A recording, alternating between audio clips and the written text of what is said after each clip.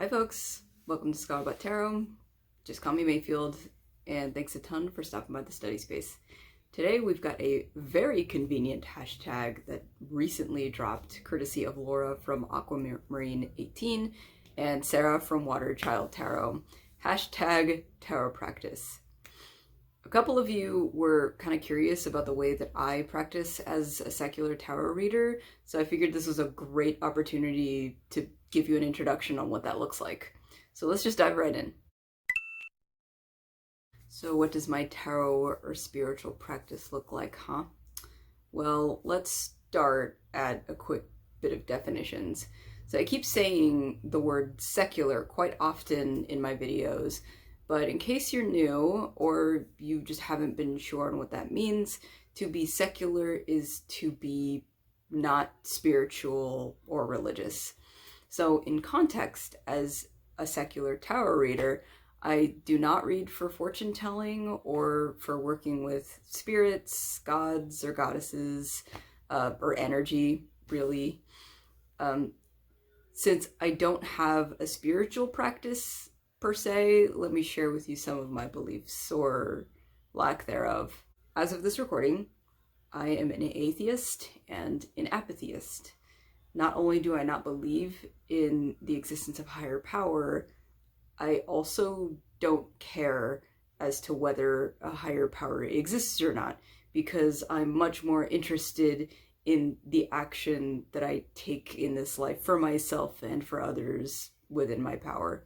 I know that may or may not rub a couple of people the wrong way, but please know that I personally will never invalidate your own religious or spiritual experiences. I do have an academic background in religious studies, so I recognize the importance of sacred experiences, and I have had some of those sacred experiences in my own past once upon a time. But with that being said, it does change the way that I interact with my collection, like how I select a deck to collect and read with. What does it mean for me to be drawn to a deck?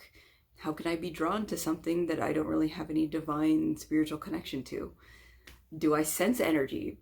No, I don't think so. Typically the art and I guess the artist, let's go ahead and call it a statement of purpose. The artist's statement of purpose will usually determine whether it would fit in my collection.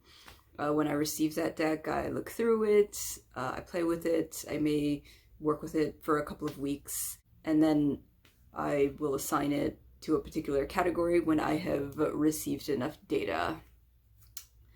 So the deck may be something I study with, something I use for dreams, a video for another time, general readings, inner child work, or shadow work. As per usual, I feel like I'm forgetting something, but basically I'm asking myself what I'm trying to do with this deck. When I dwindle it down to a smaller selection, it comes down to the art.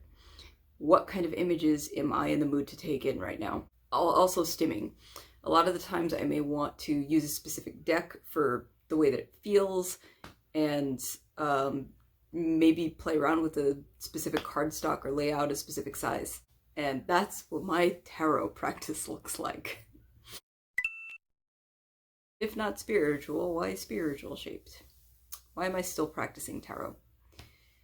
I've answered this question in a previous video, but just to reiterate, I use tarot largely for perspective and to identify my emotions.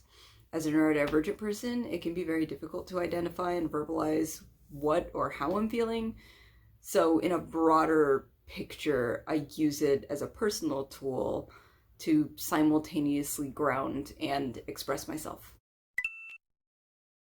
So this question was really interesting to explore because, believe it or not, I think that being secular and my tarot practice merge fairly well with one another.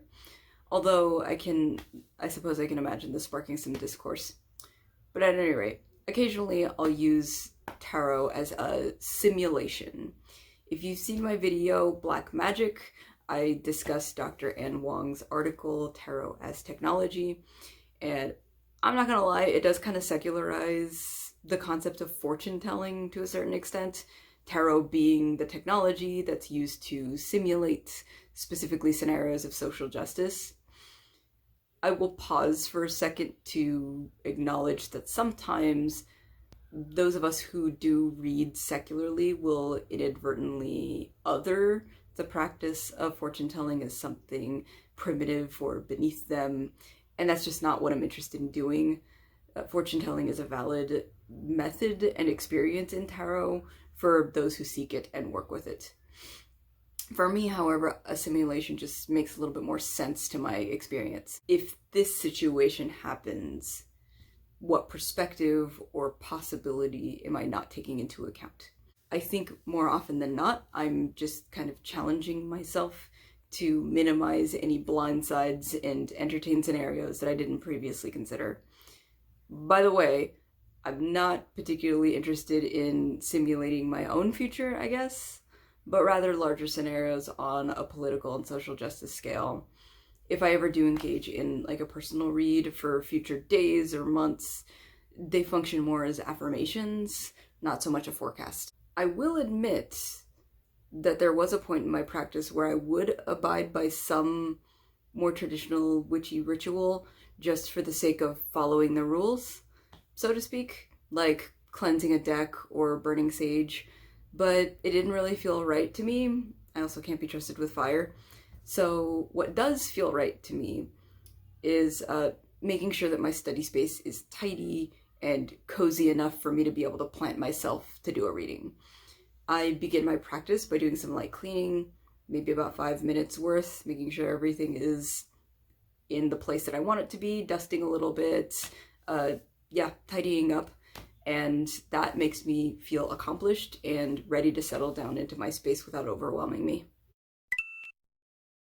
Documenting my tarot readings has gone through quite a bit of a change in the last few years. At the beginning of quarantine, I had several small notebooks and journals.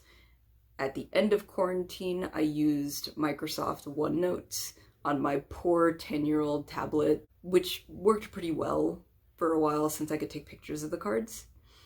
My interpretations would be roughly a paragraph or two at that time. I may honestly revisit that method when I get a newer tablet.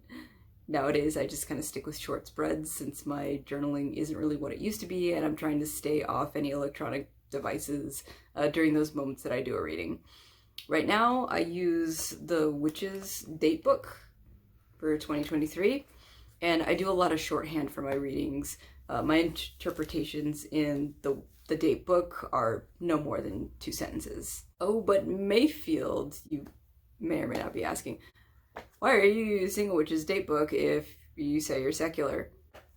I'm going to address that in a different video when I talk about play and performance, so I guess you'll have to wait for that answer. Okay, so this question might also be another element that I discuss in play and performance of tarot, but in short, while I don't think it's necessarily crucial to have a question, it sure as shit helps. I personally feel as though, like, when I don't have a question, I'm merely engaging in play, seeing what I get, and then just mildly reflecting on it. Questions, for me, help zoom in to what I'd like to focus on for a clearer picture. Sometimes when I don't have a question, but no, I have to be specific, I would use the internet to find a relevant spread.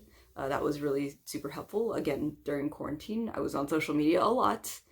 I would save bazillions of tarot spreads from the Tarot Nerds on Instagram, Tarot Diagnostics also on Instagram, the Tarot subreddit when it used to be fun on Reddit, and I also participated in this like month challenge by MX Lane. I hope I'm pronouncing that correctly, which provided excellent practice and creativity in using the cards. Alright, and that was the tag. What did I learn from this? It seems as though the line between secular and spiritual isn't really that wide. A lot of things I do might indeed be something that a spiritual reader might do. My habits and routines may still qualify as ritual. All I've really done by being a secular practitioner is simply strip away all of the religious connotations or spiritual connotations, depending on how you might view it. I also recognize that there is plenty of opportunity for my beliefs to change, almost as easy for my tarot practice to change. Although, now that I said that out loud, I feel like I recognize that my tarot practice kind of changed on based on how well it functions for me. You want a belief system and a practice that functions best for you. So if atheism at some point no longer functions for me, or apatheism no longer functions for me, we'll see that where that journey takes me. Just know that we're all in the same storm. So let me know what you think. Laura and Sarah's original video is of course listed in the description. As per usual, make discourse, not war. See you next time.